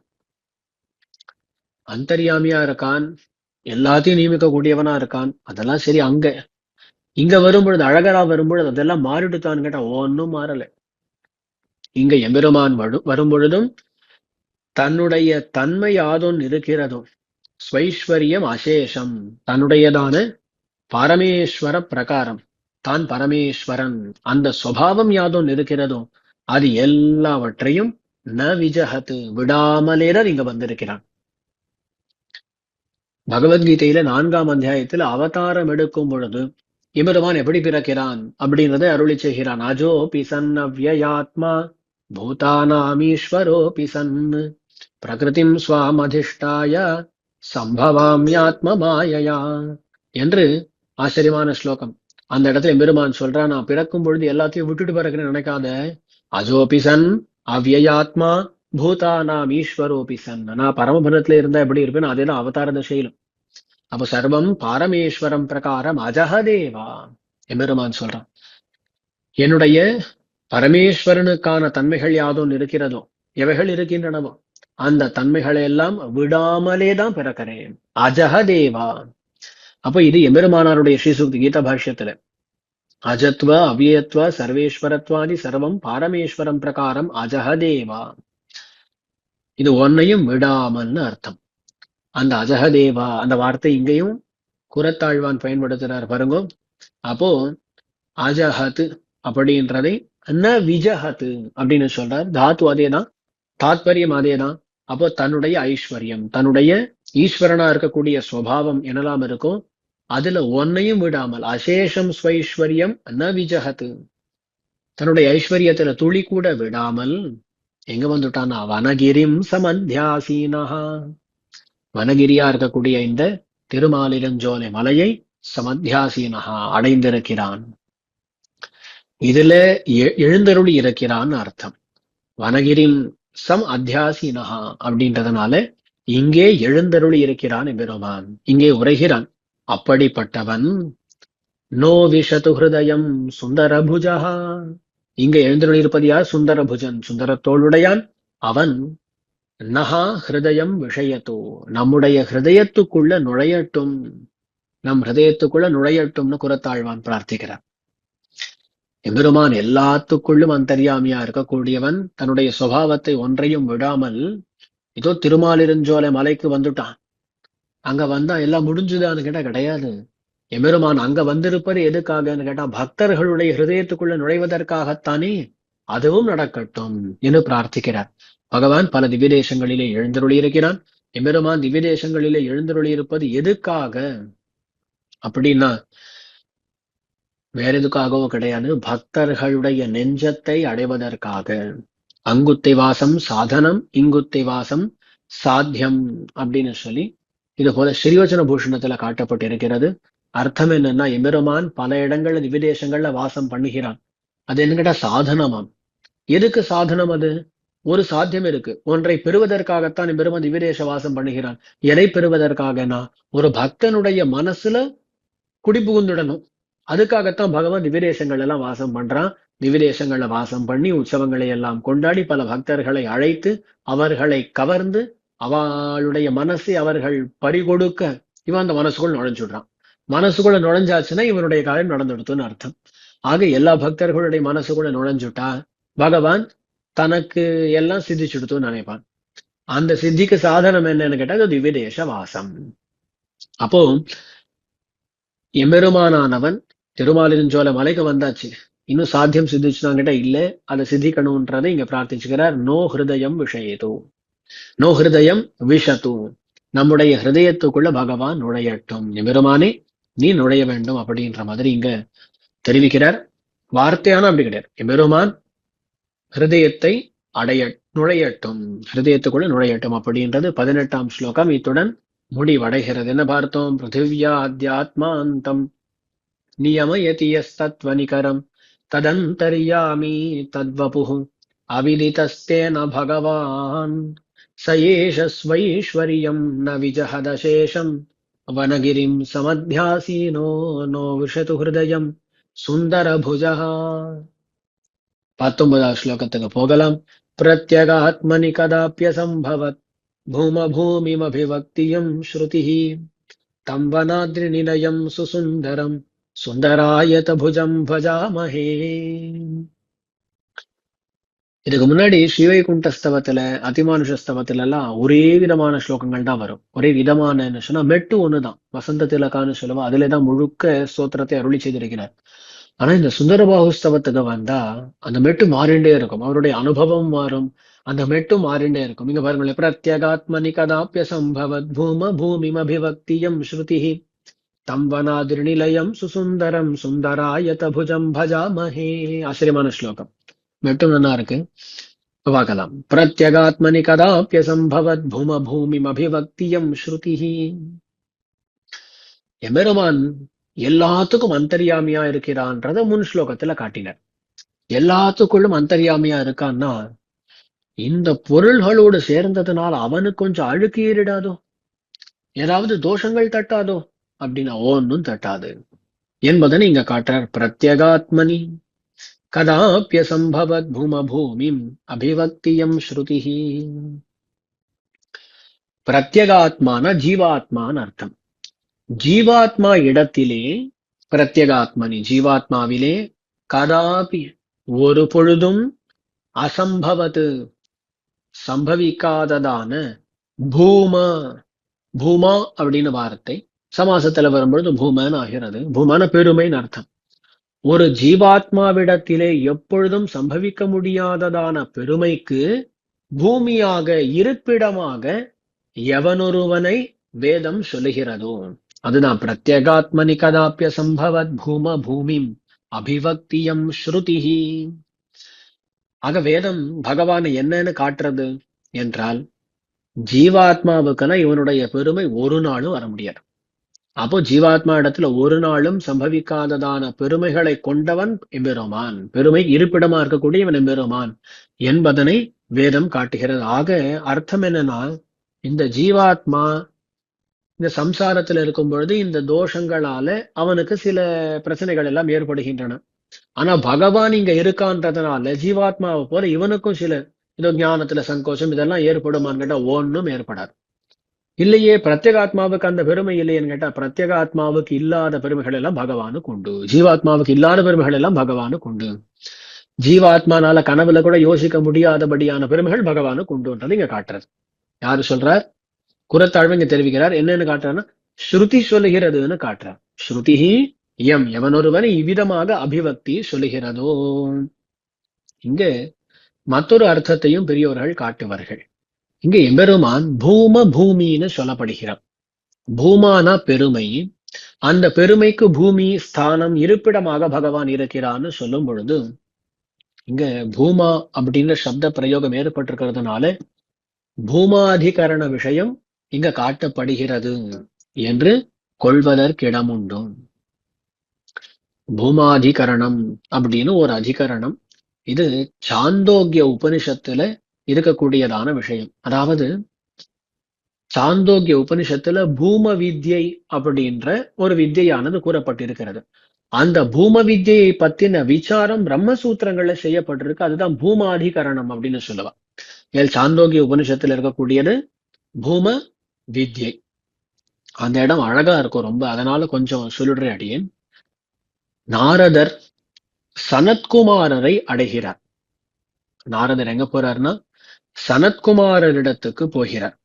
அங்க போய் அவரிடத்துல இவர் கேட்கிறார், உம்மிடத்துல இருந்து சில விஷயங்களை எல்லாம் தெரிஞ்சுக்கணுன்றதுக்காக வந்திருக்கேன் அப்படின்னு சொல்லி அவர் சொல்லுகிறார். அப்படி சொன்ன உடனே ஒரு கேள்வி எழுப்புகிறார் சனத்குமாரன். அவர் என்ன சொல்லுகிறார் அப்படின்னா, நான் உமக்கு தெரியாத விஷயங்களை சொல்றேன், உமக்கு முதல்ல என்ன தெரியும்னு சொல்லும் அப்படின்னு தெரிவிக்கிறார். உடனே நாரதர் தமக்கு தெரிஞ்ச விஷயங்களை எல்லாம் பட்டியலிட்டு காட்டுகிறார். நாரதர் சொல்லுகிறார், ரிக்வேதம் பகவோத்யேமி யஜுர்வேதம் சாமவேதம் ஆதர்வணம் சதுர்த்தம் இதிஹாச புராணம் பஞ்சமம் வேதானாம் வேதம் பித்ரியம் ராசிம் தெய்வம் நிதிவாகோ வாக்கியமேகாயனம் தேவ வித்யாம் பிரம்ம வித்யாம் பூத வித்யாம் க்ஷத்ர வித்யாம் நக்ஷத்ர வித்யாம் சர்பதேவ ஜன வித்யாம் ஏதத் பகவோத்யேமி சோஹம் பகவோ மந்திரவிதேவாஸ்மி நாத்மவித் சுதம் ஹேவ மே பகவத்ருஷேபியः தரதி சோகமாத்மவித். எவ்வளோ சொல்றார். நான் இதெல்லாம் படிச்சிருக்கேன்னு சொல்றார். ரிக்வேதம் பகவோத்யேமி யஜுர்வேதம் சாமவேதம் ஆதர்வணம் சதுர்த்தம் 4 வேதங்களை படிச்சிருக்கேன். இதிஹாச புராணம் பஞ்சமம், இதிஹாச புராணங்கள். மகாபாரதத்தை 5ஆம் வேதம்னு சொல்றது உண்டு. அந்த ரீதியில இதிஹாச புராணங்களை 5ஆவதாக சொல்லி வேதானாம் வேதம் அப்படின்னு வியாக்கரணத்தை படிச்சிருக்கேன்னு சொல்லி பித்ரியம் பிதர்களுக்கு வேண்டிய ஸ்ராத்த முதலானவர்களை காட்டக்கூடியதான சாஸ்திரம் அதை படிச்சிருக்கேன். ராசிம் கணித சாஸ்திரத்தை படிச்சிருக்கேன். தெய்வம், இப்போ சில சமயங்கள்ல சில அறிகுறிகள் எல்லாம் தெரியும், அவிதமான விஷயங்களை காட்டக்கூடியதான சாஸ்திரத்தை படிச்சிருக்கேன். நிதிம் அப்படின்னு நிதிகள் எல்லாம் எப்படி கண்டுபிடிக்கிறது இது போன்ற விஷயங்களை காட்டக்கூடிய சாஸ்திரம் படிச்சிருக்கேன். வாக்கோ வாக்கியம் தர்க்க சாஸ்திரம் படிச்சிருக்கேன். ஏகாயன சாக்கையை படிச்சிருக்கேன். தேவ வித்யா பிரம்ம வித்யா பூத வித்யா க்ஷத்ர வித்யான்னு சொல்லி பலவிதமான வித்திகளை எல்லாம் படிச்சிருக்கேன். அதுக்கு மேல சொல்ற அழகான வார்த்தை, சோகம் பகவோன் மந்திரவிதேவாஸ்மி நாத்மவித்து. நான் இருக்கேனே வெறும் மந்திரவித்தாக இருக்கிறேன். சப்த பிரம்மத்தை சப்தங்களை எல்லாம் தெரிஞ்சுட்டு இருக்கேனே தவிர ஆத்மாவை தெரிஞ்சுக்கல, பரமாத்மாவை சரியானா தெரிஞ்சுக்கல அப்படின்றத இங்க காட்டுகிறார். அதுதான் ஆத்மவித்து. அது மேல ஒண்ணு சொல்றார், உம்மை போன்ற பெரியோர்களிடமிருந்து நான் சில விஷயங்களை கேட்டிருக்கேன், என்ன தெரிஞ்சுட்டு இருக்கேன் அப்படின்னா தரதி சோகம் ஆத்மவித்து அப்படின்னு ஆத்மாவை பரமாத்மாவை தெரிந்து கொள்ளக்கூடியவர்கள் அவர்கள் சோகத்தை கடக்கிறார்கள், வருத்தத்தை எல்லாம் கடக்கிறார்கள், மோட்சத்தை அடைவார்கள்னு தெரிஞ்சுருக்கேன். அதனால அடியன் வருத்தத்துல இருக்கேன், எப்படியாவது இந்த சம்சாரத்திலிருந்து விடுபடும்படியாக தேவரீர் உபதேசிக்க வேண்டும் அப்படின்னு சொன்னா, அப்ப இவர் சனத்குமார் ஆச்சாரியர் உடனே சொல்லுகிறார், நாமம் அப்படின்னு சொல்றார். நீ படிச்சிருக்கே, இது எல்லாத்துக்கும் தாத்பரியம் என்ன தெரியுமா? நாமம் அப்படின்றார். இவருக்கு அதெல்லாம் கேட்டு, அப்படியா, அஸ்தி பகவோ நாம்னோ பூயா, இந்த நாமம் அப்படின்னு சொல்றீர, பெயர்னு சொல்றீர, இதை காட்டுல பெருசு இல்லையா அப்படின்னு கேள்வி கேட்கிறார். சரி, இவர் புரிஞ்சுன்னு கேட்கிறாரு. இதுனா ஒரு விஷயம் சொல்லிட்டோம், அவர் புரிஞ்சுக்கிறாரான்னு பாக்குறாரு சனத்குமாரர். புரிஞ்சுட்டார். புரிஞ்சு ஏதோ பெயர்னு சொல்றாரு. ஆனா பெயர் எல்லாத்த காட்டுல பெருசா அப்படி இருக்க முடியும்? அது பரமாத்மாவா எப்படி பிரம்மமா இருக்க முடியும் அப்படின்ற ஒரு கேள்வி வந்து, இது எல்லாத்த காட்டிலும் பெருசா இருக்க முடியாதே அப்படின்னு தோன்றது நாரதருக்கு. உடனே கேள்வி கேட்கிறார். சனத்குமார சொல்றார், ஆமா, இந்த நாமத்தை காட்டிலும் பெருசு ஒண்ணு இருக்கிறது. எனதுன்னு கேட்டா வாக் அப்படின்றார். வாக் வாவனாம்னோ பூயசி அப்படின்னு சொல்றார். அதுக்கு மேல உடனே இவருக்கு கேள்வி வருகிறது, வாக்க காட்டிலும் பெருசு ஏதாவது இருக்குமே, ஏதாவது இருக்கான்னு கேட்கிறார். உண்டுன்றார். மனசுன்றார். இப்படி ஒவ்வொன்னா சொல்லிட்டே போகிறார். மனசு, மனசுக்கு மேல சங்கல்பம், சங்கல்பத்துக்கு மேல மற்ற விஷயங்கள் அப்படின்னு சொல்லி, சங்கல்பத்துக்கு மேல சித்தம் அப்படின்னு ஆரம்பிச்சு நிறைய விஷயங்களை சொல்லிட்டே போறார். கடைசியில பிராணன் அப்படின்னு தெரிவிக்கிறார் ஆச்சாரியர் சனத்குமாரன். இந்த பிராணன் அப்படின்றது இங்க யாருன்னு கேட்டா ஜீவாத்மா பிராணன்னு சொல்லப்படுகிறான். நிறைய பொருள்களை சொல்லிட்டு கடைசியா பிராணன், பிராணனோடு கூட இருக்கக்கூடிய ஜீவாத்மா, அந்த ஜீவாத்மா தான் எல்லாத்தை காட்டிலும் பெருசு அப்படின்றார். அங்க அந்த பிராணனை பத்தி சொல்லி ஒரு வார்த்தை அதிகமா சொல்ற, எவனொருவன் இந்த பிராணனை தெரிஞ்சுட்டு இருக்கானோ அவன் அதிவாதி பவதி அப்படின்னார். அதிவாதி பவதி, இவன் தான் நிறைய பேசக்கூடியவன், அதாவது இருக்கிறதுலே பெரிய பொருளை தெரிஞ்சுட்டு இருக்கிறதுனால இவன் அதிவாதியாக ஆவான் அப்படின்னு சொல்லி தெரிவிக்கிறார். அதாவது இதுக்கு அழகா வியாக்கியானம் பண்ணுவார்கள். அதிவாதி பவதி அதிக்ராந்த ஸ்வோபாசிய வஸ்துவாதி பவதி, தான் எந்த பொருளை உபாசிக்கிறானோ அந்த பொருளை மற்ற பொருள்களை காட்டிலும் சிறந்ததாக சொல்லக்கூடியவனாக இருப்பான். அதிவாதி பவத்தின்னு சொன்னார். இப்படி சொன்ன உடனே நாரதர் சிஷ்யர், சரி இதோட முடிஞ்ச உபதேசம், இந்த பிராணன் ஜீவாத்மானா எல்லாரை காட்டிலும் பெரியவன் அப்படின்னு நினைக்கும் பொழுது, அப்போ ஆச்சாரியர் கவனிக்கிறார், ஓஹோ இதுக்கு மேல ஒண்ணு இருக்குன்னு சொல்லி இவர் புரிஞ்சுக்கல, இதுக்கு மேல ஒண்ணு இருக்குன்னு சொல்லி இவர் புரிஞ்சுக்கல, நாமே சொல்லிடுவோம், இவருக்கு குழப்பம் ஏற்படக்கூடாதுன்றதுக்காக அவர் என்ன பண்றார், ஏஷதுவா அதிவததி எஸ் சத்தியே நாதி வததி அப்படின்னு சொல்லி, இதுக்கு மேல ஒண்ணு இருக்கு, பிராணனோட முடியல, ஜீவாத்மாவை காட்டிலும் உயர்ந்த பரமாத்மா உண்டு அப்படின்றத அடுத்து சொல்லி, இந்த பரமாத்மாவை காட்டிலும் பெருசு ஒன்னும் கிடையாது என்பதனை விவரித்து கொண்டு அங்க தெரிவிக்கிறார்.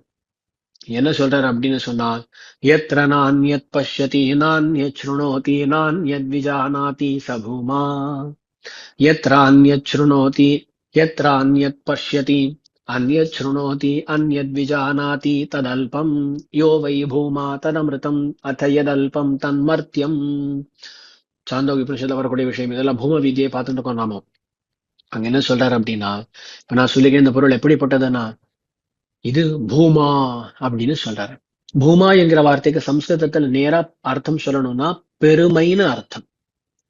பெருமைன்னு அர்த்தம், பகுத்துவம்னு சொல்லுவார். பெருமைன்னு தாத்பரியம் வரும். பெரியவன்னு சொன்னாமல் பெருமைன்னு சொல்றார். அந்த அளவுக்கு பெரியவன் ஆகையால் அங்க சொல்றார், எத்திர நான்யத் பஷ்யதி, எவனை அனுபவித்து கொண்டிருக்கும் பொழுது வேற ஒன்னும் கண்ணுல தென்படாதோ, வேறொன்னும் காதுல கேட்காதோ, வேற எந்த பொருளை பத்தின அறிவும் ஏற்படாதோ அதுதான் பூமா. எந்த பொருளை அனுபவித்தால் வேற மற்ற பொருள்களும் தென்படுமோ, காதுல படுமோ, தெரிய வருமோ, அது அல்பம். அப்போ யோவை பூமா தன் அமிர்தம் அப்படின்னு சொல்லி, பூமாவா இருக்கக்கூடிய அந்த பரமாத்மா இருக்கே அதுதான் அமிர்தமாக இருக்கிறது, ஜனன மரணாதி சூன்யமாக இருக்கிறது அப்படின்னு சொல்லி இதெல்லாம் வருகிறது. அப்போ அந்த இடத்துல எம்பெருமானை பூமா அப்படின்ற வார்த்தையால குறிப்பிடுகிறது சாஸ்திரம். இப்ப பார்க்கணும், இந்த இடத்துல கடைசியில பரமாத்மாவினுடைய பெருமைகளை சொல்லும் பொழுது என்னன்னு சொல்லியிருக்கு, ஜீவாத்மாவை காட்டிலும் இவன் மிகவும் உயர்ந்தவன் சொல்லியிருக்கு. பிராண சப்தத்தால ஜீவனை சொல்லி ஜீவனை காட்டிலும் மிகவும் சிறந்தவன் இந்த பூமா அப்படின்னு சொல்லப்படக்கூடிய ஜீவாத்மா, பூமமான்னு சொல்லப்படக்கூடிய பரமாத்மா அப்படின்றத உபனிஷத்தானது கூறியிருக்கிறது. அப்போ பிரத்யகாத்மனி கதாப்பிய சம்பவத் பூம பூமி அபிவக்தியம் ஸ்ருதி. பிரத்யகாத்மா ஜீவாத்மா இடத்துல ஒரு நாளும் சம்பவிக்காத பெருமைகளுக்கு இருப்பிடமாக பகவானை சொல்கிறதுனா இந்த பூம வித்யா பிரகரணம் தானே அவ்விதமாக சொல்கிறது. ஆகையால் இந்த பூம வித்யா பிரகரணத்தை திருவுள்ளத்துல கொண்டுதான் இந்த ஸ்லோகம் வந்திருக்கிறது என்று கொள்வதற்கும் இடம் உண்டு. இந்த பூமான்ற வார்த்தையை பூமா தஸ்மின் பவத்து குஷலி கோபி பூமா சகாயா அப்படின்னு சொல்லி எறும்பியப்பா வரவரம சதகத்திலேயும் பயன்படுத்துகிறார். திருபெருமாள் நபெருமாளை சொல்லும் பொழுது அவர் தெரிவிக்கிறார், ஸ்ரீமத்ரங்கம் ஜெயித்து பரமம் தாம தேஜோ நிதானம் பூமா தஸ்மின் பவத்து குஷலி கோபி பூமா சகாயா என்று பூமா என்கிற வார்த்தையால பெரியபெருமாளை குறிப்பிடுகிறார் எறும்பியப்பா. சரி, அதனால என்ன சொல்ல வருகிறேன் அப்படின்னா, பூமா அப்படின்ற வார்த்தை இங்கேயும் வந்திருக்கிறதுனால இந்த வித்யை பொறுத்தவரையிலும் இந்த இடத்துல பூமா அப்படின்னு சொல்லி பெரியவனான எம்பெருமான் சொல்லப்படுகிறான். ஸ்லோகத்துல வரும்பொழுது பூம சப்தத்துக்கு பெருமைன்னு தான் அர்த்தம். பெருமைக்கு இருப்பிடமாக தான் பகவான் சொல்லப்படுகிறான். ஆனா அந்த பூம சப்த பிரயோகத்தினால பூமாதிகரண அர்த்தம், பூம விதியினுடைய அந்த அர்த்த விசேஷங்கள் எல்லாம் இங்க காட்டப்படுகின்றன கொள்ளலாம். பிரத்யகாத்மனி கதாப்பிய சம்பவத் பூம பூமி அபிவக்தியம் ஸ்ருதிஹி தம் வனாத்ரிநிலயம் சுசுந்தரம் சுந்தராய தபுஜம் பஜாமஹே. இப்படி எவனொருவனை ஸ்ருதிஹி அபிவக்தி சொல்கிறதோ தம் அப்படிப்பட்ட வனாத்ரி நிலையம், வனாத்ரியை இருப்பிடமாக கொண்டவன், அதுக்கு மேல சுசுந்தரம் மிகவும் அழகா இருக்கக்கூடியவர், சுந்தராய தபுஜம் அழகான நீண்ட தோள் படைத்தவர், சுந்தராய தபுஜம் பஜாமஹே அவரிடத்துல பக்தி செய்கிறோம், அவரிடத்துல பக்தி செய்கிறோம் அப்படின்னு சொல்லி இங்க தெரிவிக்கிறார். ஆக பஜாமஹே அவரை பஜிக்க கடவோம், பஜிக்கிறோம் அப்படின்ற அர்த்தமானது கிடைக்கும். பிரத்யேகாத்மனி கதாப்பிய சம்பவத் பூம பூமி அபிவக்தியம் ஸ்ருதி தம் வனாத்ரிநிலயம் சுசுந்தரம் சுந்தராயத புஜம் பஜாமஹே. 19வது ஸ்லோகம் இத்துடன் முடிவடைந்தது. இந்த பூமாதிகரண அர்த்தம் எல்லாம் இங்க பார்த்தோம் இல்லையா. அடுத்து 20வது ஸ்லோகத்துல தஹராதிகரணம்னு ஒரு அதிகரணம், அதுல இருக்கக்கூடிய விஷயங்களை காட்டுகிறார். தஹராதிகரணம் தஹர வித்யை திருவிஜாந்த உபனிஷத்து தான், அதை பார்ப்போம். வந்தேய சுந்தர புஜம் புஜகேந்திர போக சக்தம் மகாவனகிரி பிரணய பிரவீணம் யம் தம் விதுர்தஹரம் அஷ்டகுணோபஜுஷ்டம் ஆகாசமோபனிஷதீஷு சரஸ்வதீஷு. இதுல தெரிவிக்கிறார், வந்தேய சுந்தர புஜம் புஜகேந்திர போக சக்தம் மகாவனகிரி பிரணய பிரவீணம். வந்தேயா வணங்க கடவேன் அப்படின்றார், ஸ்துதிக்க கடவேன் என்றும் கொள்ளலாம். வந்தேயா வணங்க கடவேன் யாரை? சுந்தர புஜம் சுந்தரத்தோழனை. புஜகேந்திர போக சக்தம் புஜகேந்திரர், புஜகன்னு சொன்னா பாம்பு, புஜகேந்திரர்னு சொன்னா பாம்புகளிலே தலைவரா இருக்கக்கூடியவர் திருவனந்தாழ்வார் ஆதிசேஷன் அர்த்தம். அவருடைய போகம்னு சொன்னா திருமேனின் அர்த்தம். அஹேஷரீரம் போகஸ்யாத் அப்படின்னு சொல்லவா, பாம்பினுடைய உடலுக்கு போகம்னு பெயர். அப்போ ஆதிசேஷனுடைய போகம் திருமேனி, அதுல ஈடுபாடு கொண்டவன் எம்பெருமான். புஜகேந்திர போக சக்தம் மகாவனகிரி பிரணய பிரவீணம். மகாவனகிரி அந்த பெரிய வனகிரியாக இருக்கக்கூடிய தெற்கு திருமலை இருக்கிறதே, அதுல பிரணயம், அதுல காதல், அந்த காதல் செய்வதில் அந்த காதல் கொள்வதிலே பிரவீணன், மிகவும் பிராவீண்யம் திறமைசாலியா இருக்கானாம் எம்பெருமான். அப்போ மகாவனகிரி பிரணய பிரவீணம்னா மிகுந்த காதல் கொண்டவன் அப்படின்ற அர்த்தமானது கிடைக்கும். மகாவனகிரி பிரணய பிரவீணம். இப்போ இதுல சுந்தரபுஜம் புரிகிறது. தெற்கு திருமலையில மிகுந்த பிராவண்யம் கொண்டிருக்கிறான் எம்பெருமான். அதாவது பிராவண்யம் வேற பிராவீண்யம் வேற. இங்க வந்திருக்கக்கூடிய வார்த்தை பிரவீணன்ற வார்த்தை. பிரணயம்னு சொன்னா காதல்னு அர்த்தம், பிராவண்யம்னு அதுக்கு அர்த்தம் சொல்லலாம். பிரவீணன்னு சொன்னா திறமைன்னு அர்த்தம், திருப்பி திறமைசாலின்னு அர்த்தம். பிரவீண என்கிற வார்த்தைக்கு பிராவீண்யம்னா திறமைன்னு அர்த்தம். அப்போ மகாவனகிரி பிரணய பிரவீணம்னு கடைசியில எம்பெருமான் மிகவும் காதல் கொண்டிருக்கிறான்னு தாத்பரியம். இதுல ஒரே ஒரு வார்த்தை தான், புஜகேந்திர போக சக்தம். சுவாமி அழகர் எங்க ஆதிசேஷன் மேல பள்ளி கொண்டிருக்கார் அப்படின்னா, பொதுவா எம்பெருமானுடைய தன்மை எப்படிப்பட்டதுன்னு கேட்டா ஆதிசேஷனிடத்துல மிகுந்த ஆதரம் கொண்டிருப்பான் பெருமான். அது அவனுடைய பொதுவான தன்மை. அதை இங்க சொல்கிறான்னு குறிப்பிடலாம். இருந்தாலும் ஸ்ரீரங்கத்துக்காரன் நாங்க விடுவோமா? விடமாட்டோம். எங்க போனாலும் குரத்தாழ்வானுக்கு, அது வரதராஜ பெருமாளா இருக்கட்டும், அழகரா இருக்கட்டும், பெரிய பெருமாள் திருவரங்கநாதர் தான் சேவை சாதிக்கிறார். அதனாலதான் ஒவ்வொரு இடத்திலேயும் அவர் அனுபவிக்கும் பொழுது அனந்தசயம் துவாம் அப்படின்னும், இதோ இந்த இடத்துல புஜகேந்திர போக சக்தம் அப்படின்லாம் அனுபவிக்கிறார். ஏன் இப்படி அனுபவிக்கிறார் அப்படின்னா, எங்க போனாலும் அவருடைய கண்ணுக்கு வரதராஜ பெருமாளா ஆதிசேஷன் மேல பள்ளி கொண்டிருக்கக்கூடிய ரங்கநாதர் தான் சேவை சாதிக்கிறார்.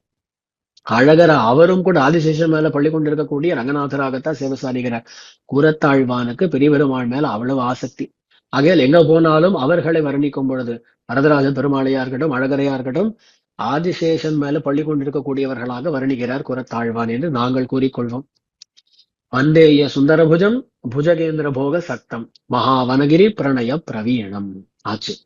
இதெல்லாம் சுலபமா முடிஞ்செடுத்தா இதுக்கு மேல எம் தம் விதுர்தஹரமஷ்ட குணோபஜுஷ்டம் ஆகாசமௌபனிஷதீஷு சரஸ்வதீஷு எவனொருவனை ஔபனிஷதீஷு சரஸ்வதீஷு உபனிஷத் வாக்கியங்களிலே, உபனிஷத் வாக்குகளிலே அஷ்டகுணோபஜுஷ்டம் 8 குணங்களோடு கூடிய தஹராகாசமாக விதுகு வித்வான்கள் அறிகிறார்களோ அப்படிப்பட்ட தம் சுந்தரபுஜம் புஜகேந்திர போக சக்தம் மகாவனகிரி பிரணய பிரவீணம் வந்தேயா அப்படின்னு அர்த்தம்.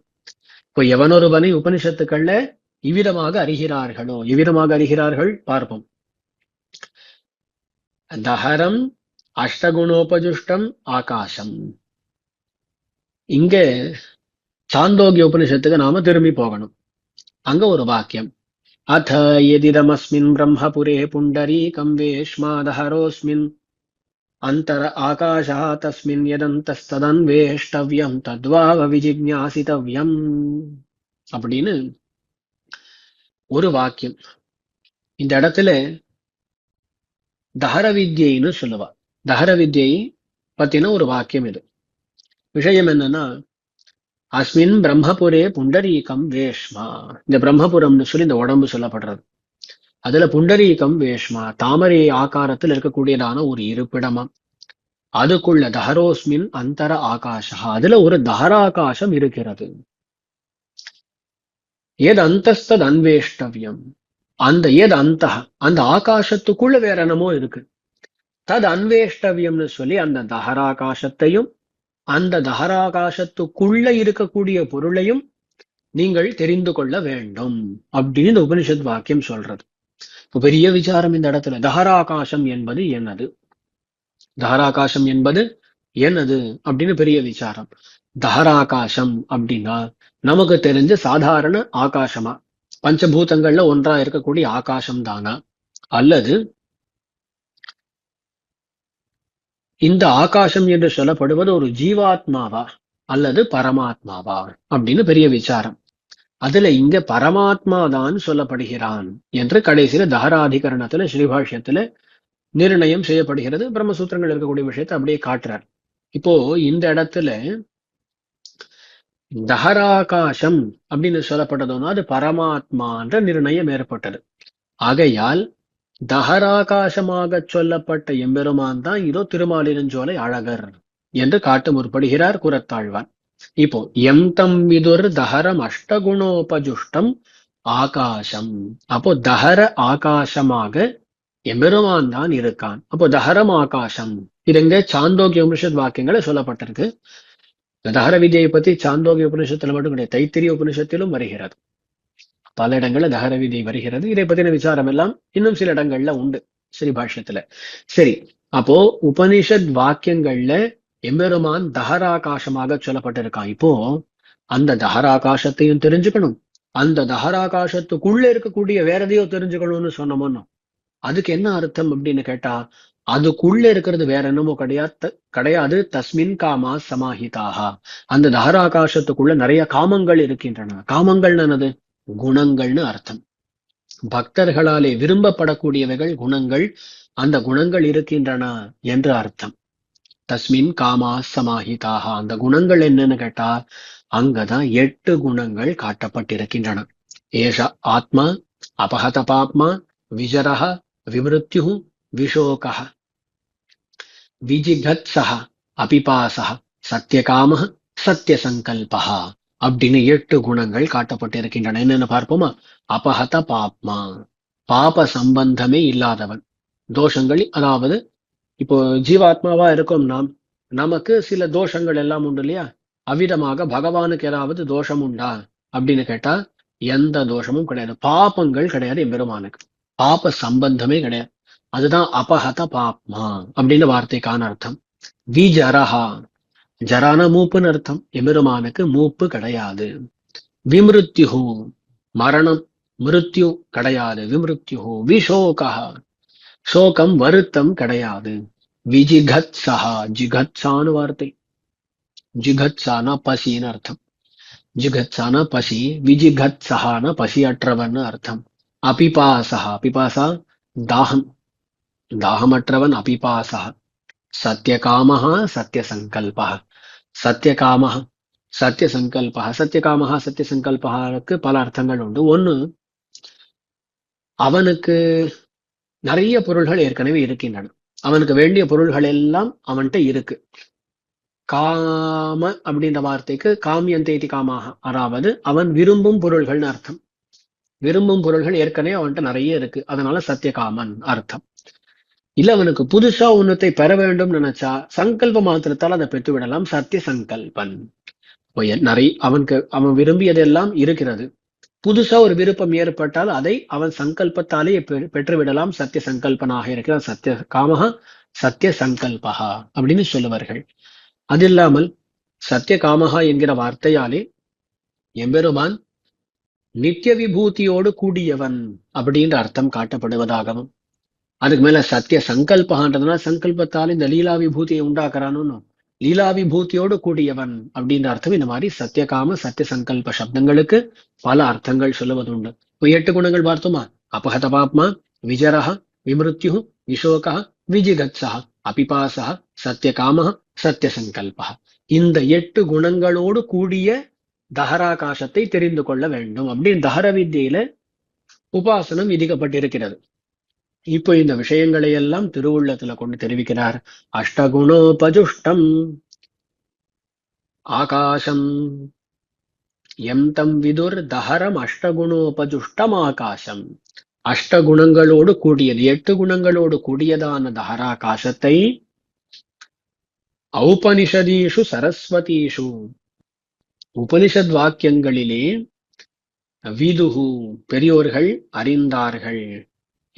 எந்த எம்பெருமானை இப்படிப்பட்டவனாக உபனிஷத் வாக்கியங்களிலே பெரியோர்கள் அறிந்தார்களோ அப்படிப்பட்ட அந்த எம்பெருமானை சுந்தரபுஜம் புஜகேந்திர போக சக்தம் மகாவனகிரி பிரணய பிரவீணம் வந்தேயா, அப்படிப்பட்ட எம்பெருமானை சேவிக்க கடவேன் என்று தெரிவிக்கிறார். ஆக தஹர வித்யா பிரதிபாத்தியனும் பகவான் ஸ்ரீமன் நாராயணன் அந்த எம்பெருமான் தான் இதோ திருமாலிரஞ்சோலை அழகனாக வந்திருக்கிறான் என்பதனை இந்த 20ஆம் ஸ்லோகத்துல காட்டி கொடுத்தார். ஆக 16, 17, 18, 19, 20 இந்த 20 ஸ்லோகங்களிலும் பல இடங்கள்ல இருக்கக்கூடிய உபனிஷத் வாக்கியங்களில் சொல்லப்பட்டிருக்கக்கூடிய விஷயங்கள், அந்த விஷயங்கள் எல்லாம் இதோ திருமாலிரஞ்சோலை அழகரிடத்திலே சமன்வயம் ஆகின்றன என்ற விஷயத்தை காட்டி நிற்கிறார் குலத்தாழ்வான். அதை ஏதோ ஒரு விதமாக அடியனும் இங்க சொல்லி முடிக்கிறேன். நிறைய குற்றங்கள் வந்திருக்கக்கூடும், அவற்றையெல்லாம் மன்னித்து நற்றங்களையே கொள்ளுமாறு பிரார்த்தித்துக் கொண்டு அடியேன் அமைகிறேன்.